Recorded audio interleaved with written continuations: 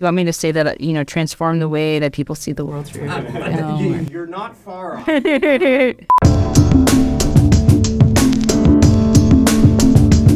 Wholeheartedly, this booking this role has really changed my life, and it's really spun a new perspective on what I think I can do in the future going forward. And I'm just kind of curious as to how did you decide on me? What was the casting process like? Well, I mean, same goes back to you. I mean, I thank you so much for being in it, and thank you for elevating this insane script that I wrote in A&W.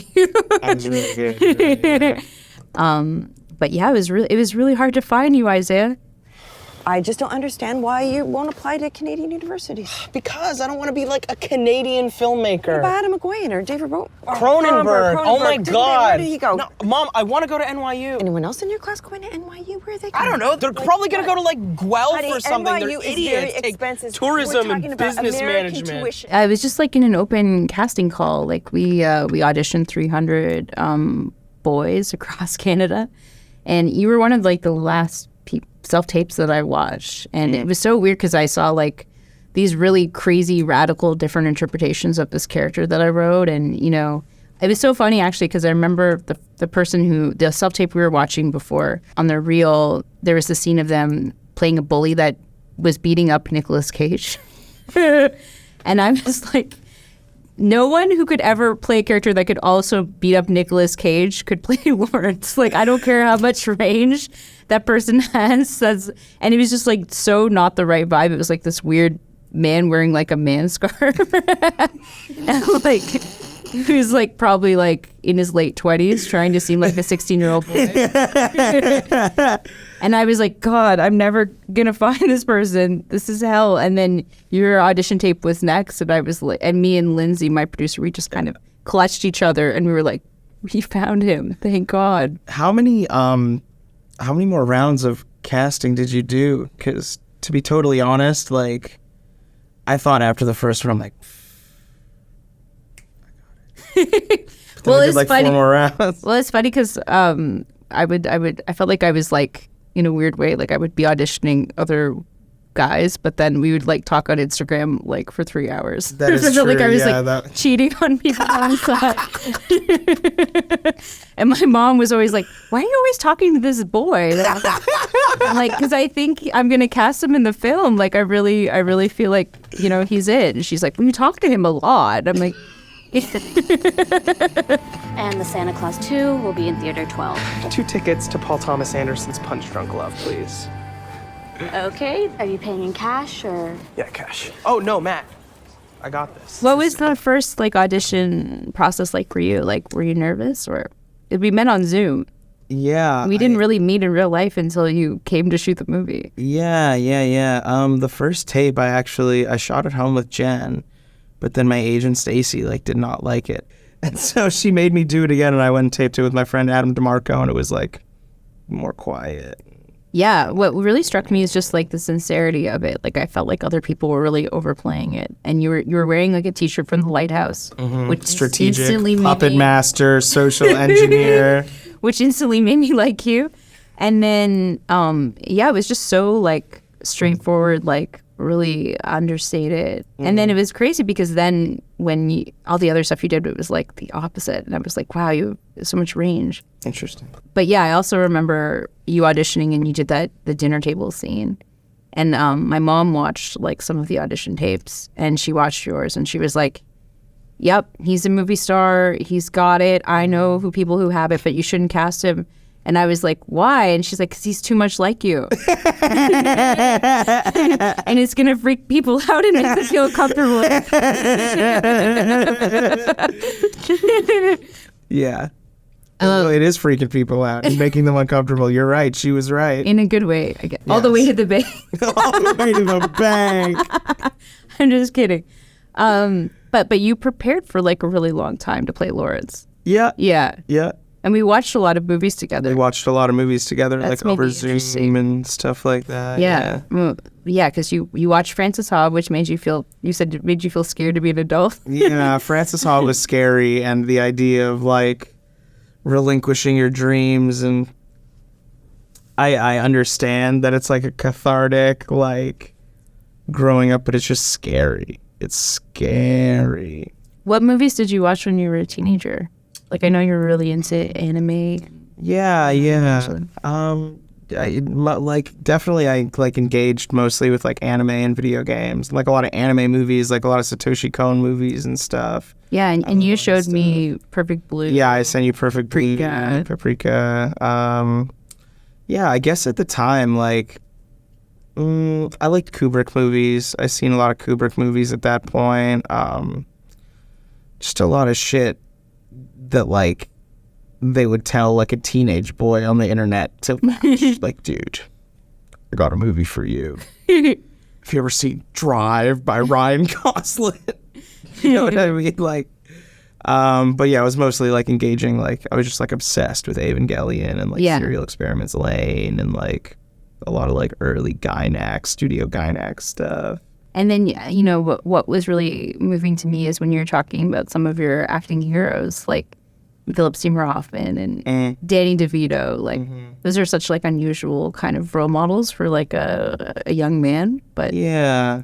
Why do you like Danny DeVito so much? I mean, like, I like that they do interesting work and that they have, like, they can do these bigger, broader comedic things, but also still be, like, a really thoughtful and, you know, grounded actor with, like, who can do stuff with a lot of depth. I like the ability to not be categorized in that way, like only doing a specific kind of thing.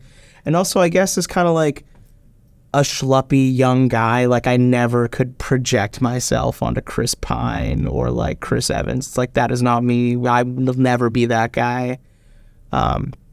So yeah, seeing someone who I could kind of like, project myself onto in that way too is really strong. Well, that was really important for me because I feel like it's you know, I feel it, and I'd love to ask you about this. It's just kind of like finding, like, if you felt like there's been barriers in terms of your career, in terms of, you know, people not thinking that you're like a leading man, which you so obviously are. Oh yeah, totally. I feel like I run into that in like all aspects of my life. Like, people just don't like take me seriously at all. Because me too. People just don't take me seriously because you know what I mean? Like, just because of the way I am, you know. But I can be serious. Serious guy. You see the movie, you know? Yeah, you got the range. No, totally. But yeah, I think that was an interesting thing for me too, because I think in a weird way, like auditioning actors and stuff, it's almost like people need people to be normal, to like feel secure or something, or like actors need to be kind of a blank slate for you to like project yourself into by being the most like unthreatening like things possible. And when as soon as we started like working together, it's like you just popped off the screen and all of your choices were like really interesting. I know we talked a lot about like Adam Sandler, kind of like those deliveries where Adam Sandler just like starts screaming, and it's so funny. And I remember like looking at the script that all the notes you prepared, and you'd be like, Sandler? yeah. Like, you know, when Adam Sandler starts to scream, he's like, but yeah, I remember you doing that. You're like, just do the thing. And I would like on set, I'd be like, wow, this is insane. Your wild things freak out. I remember that shooting that scene, and you were just like screaming about wild things, and it was like both the funniest thing I'd ever seen and the most uncomfortable thing. It's so intense. Like, really loud. I'm really, really loud. Yeah. I like the voice crack too. The voice crack is great. Yeah. What were some of your favorite moments on set? I think a lot of the most memorable experiences I had in Toronto were like in the weird Airbnb you guys put me up in. The Super Mario thing. The Super Mario. So yeah. Where literally every surface was covered in a picture of something from Super Mario, like the light switches, the toilet seat covers, and they were like stickers from like a coloring book. Yeah, like just like little stickers of like the coins. And you had to spend like 3 weeks there. Like, it was like your own. Spent like 2.5 months there. Padded cell. I just remember that like so vividly, and then also like this, so super gnarly. Yeah, that's what I remember the most from my time in Toronto and filming. Yeah, and also just the time in the strip mall in Ajax. Yeah, in the video store. A lot of memories of the strip mall in Ajax. Yeah, I remember seeing Rico our DP like eat shit on like a Segway, like a balance board. That was really funny. That was like the second day. Nice. Yeah. How do you feel being a TIFF Rising Star? What an interesting question. Yeah, it's been an experience, like the scheduling and like the opportunity to go to like the Spielberg premiere and meet everyone and like have it like kind of like insider access that they'd only really allow like A-list celebrities is really interesting and really a cool peek behind the curtain that I haven't really gotten to experience like at that caliber. Yeah. And yeah, it's just really reassuring. Like, I just have like a regular ass job at home. Like, I'm not there yet, but it is like a really nice pat on the back and point in the right direction that like I am doing the right thing, that it's not like totally fruitless that I dropped out of college and like, I'm just doing this and like work at a cafe, I feel good. I feel good about it. Well, it's so important for me. Like, I think I've said this to you many times, like that, I really was looking for an actor who could almost be like the author of the film, the way that like Saoirse Ronan like is Lady Bird and, Jason Schwartzman is Rushmore, and someone who's like really, really special that like,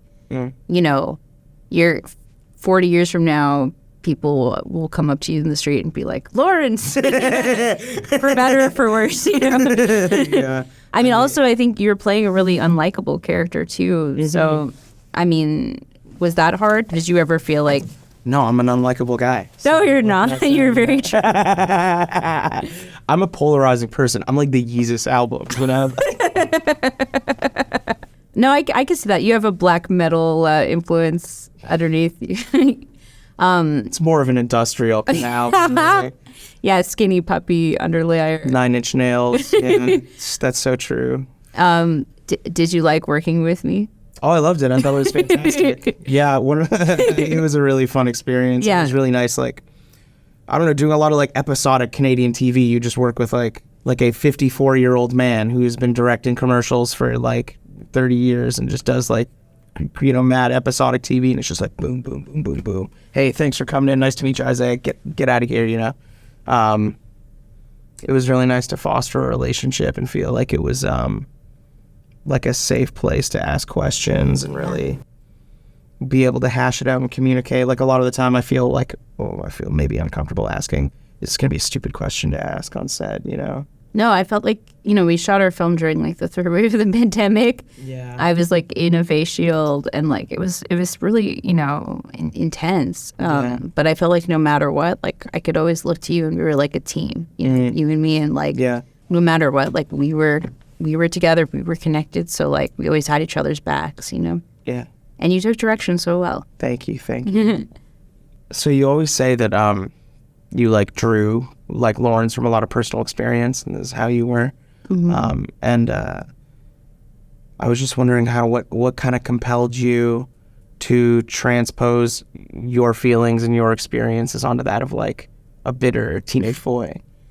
Yeah, that's a good question. I mean, yeah, I feel like almost in a way it's like if you make your main character teenage boy, it's like a really safe space to be like super personal, because no one will ever be like, wow, this is not a biographical story, because you'd be like, I don't think so, it's a teen boy. It's like a safe disconnect. Yeah. But yeah, I there's a lot of stuff in the movie that's really personal, like kind of, I did have a panic attack in the back room of Blockbuster in high school over university, and my mom wasn't allowed in the room, so she did have to coach me through a door.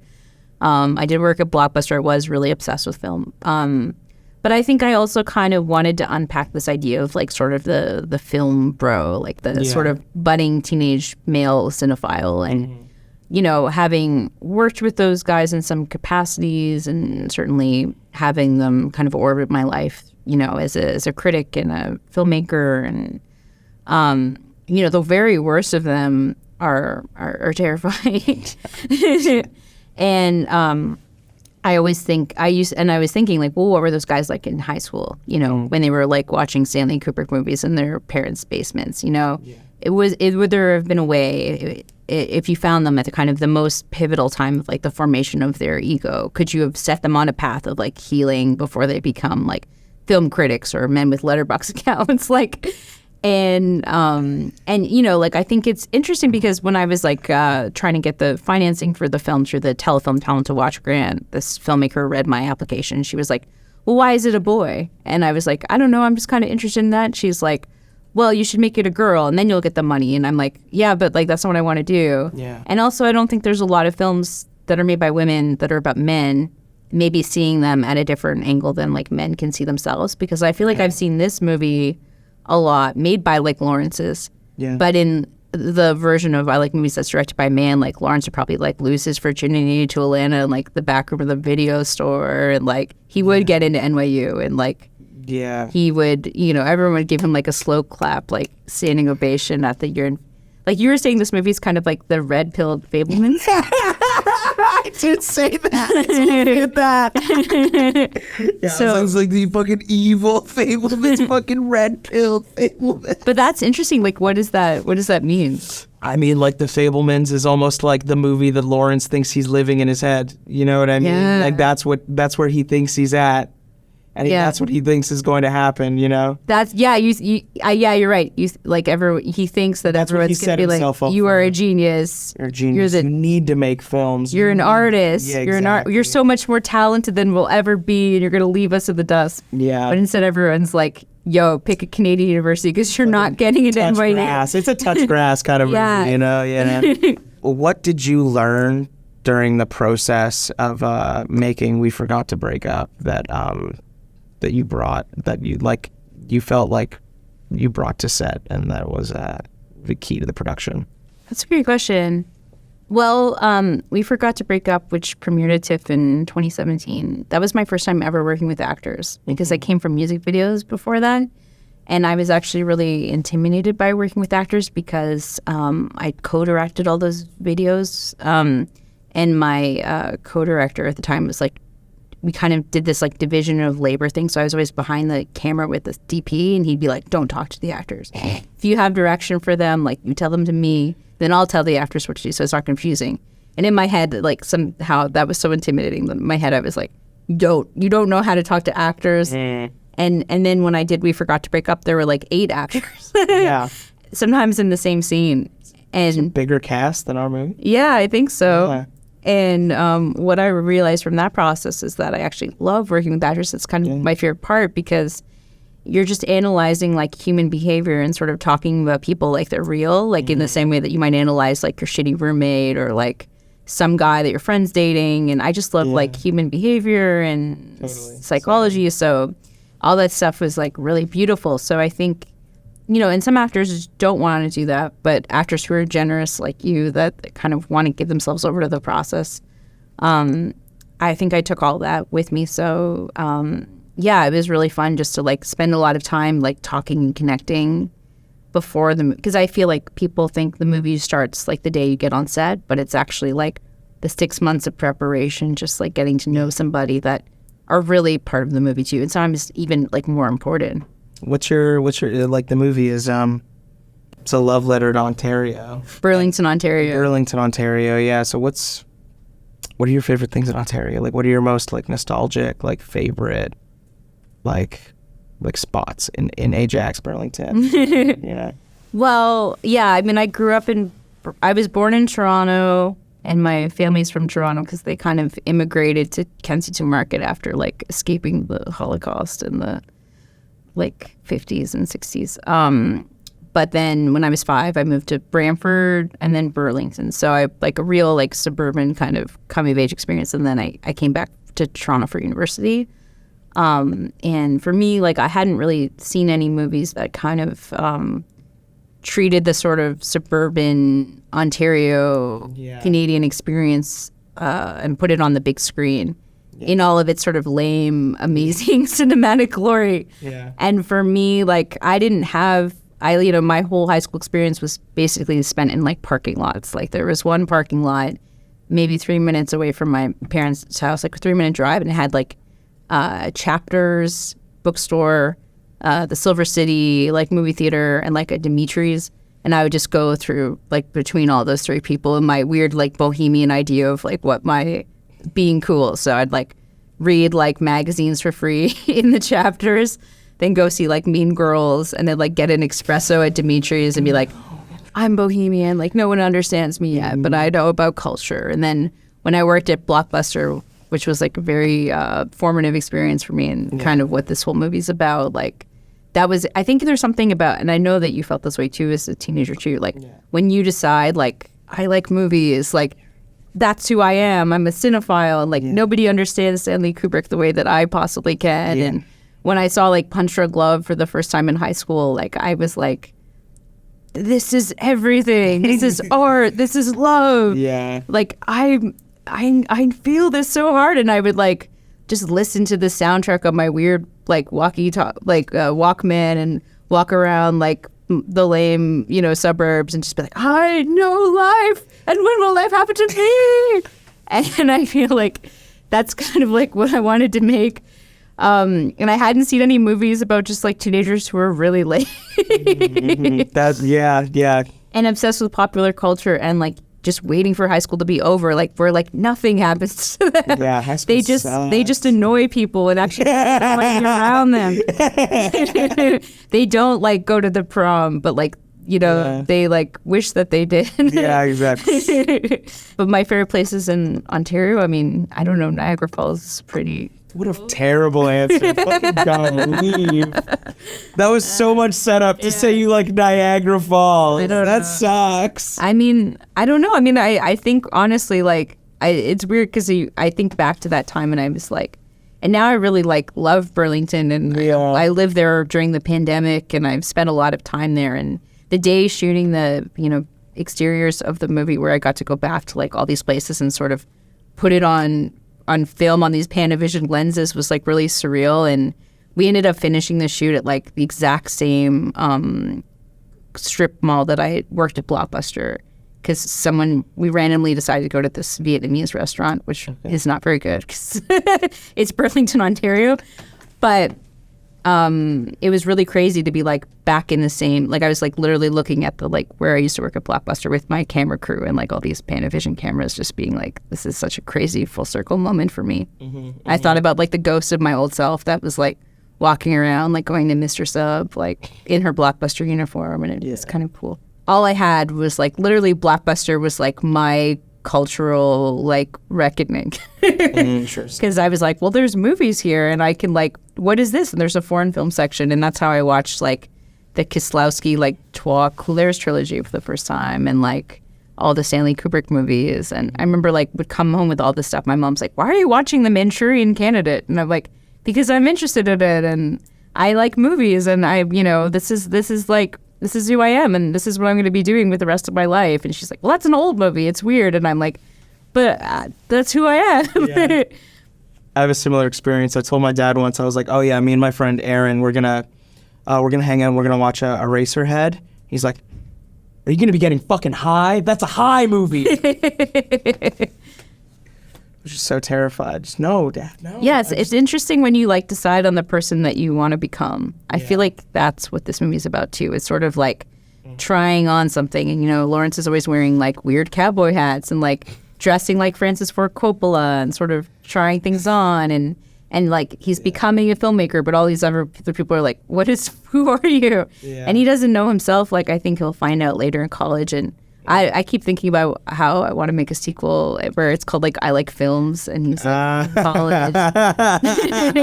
And he's like a little bit different. Like we could just keep doing this. It could be like the Before Sunset movie where we keep checking in with him. Yeah. Boyhood until I'm like 45. Or like Truffaut did that with like the Antoine Donnell series, Division, Pierre Liot, where like the 400 blows, and then he keeps going on and keeps following Antoine Donnell throughout his life. Oh, interesting. Yeah. So if you're into it, you know. Let's make it happen, dude. And that's the perfect ending. Now we just need to take our Polaroids so you can go. Wait, I get a Polaroid? I can take all in the wall?